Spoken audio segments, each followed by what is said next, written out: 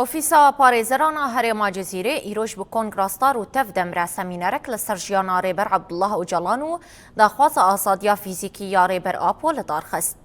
سەمینەر di çarçoveya reze semînerên kongrastarên derbarê jiyana rêber Apo de li hola tevgera ciwanên demokratîk a li bajarê Hesekê hat darxistin. Endamên kongrastar, komîteya jin, parêzer û çalakvanên jin beşdar bûn. Di beşa yekema semînerê de jiyana rêber Abdullah Öcalan û têgeha jin li gorî rêber Apo hatte nirxandin. Her wiha şoreşa jina li Bakur û Rojhilatê Sûriyê ku bûye mînak ji tevahî jinan re hate nîqaşkirin. Di beşa duyem de tecrîda giran a li cî rêber Apo min pêkirinên dewleta Tirk ji pîvanên navneteweyî re hat nirxandin û nîqaş ji aliyê beşdaran ve li ser hate kirin.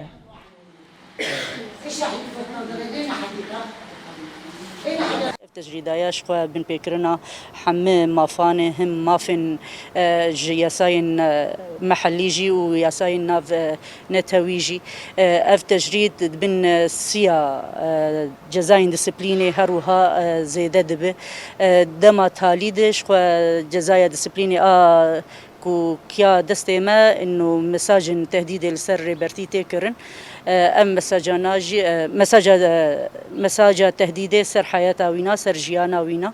افاياجي بن بيكرنا مافانه اف كريارنج السر ريبرتيتين بكارانين كريارن دجي اعلان عالمي حقوق الانسان روشورشا روجافا بسركت فكري الربر ابو براماني ويبو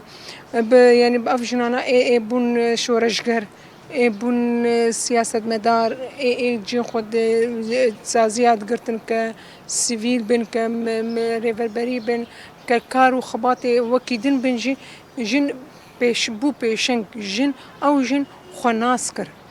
زانبونا خناسكريه أن نكون رئاسة مشتركة فعليا أن نستطيع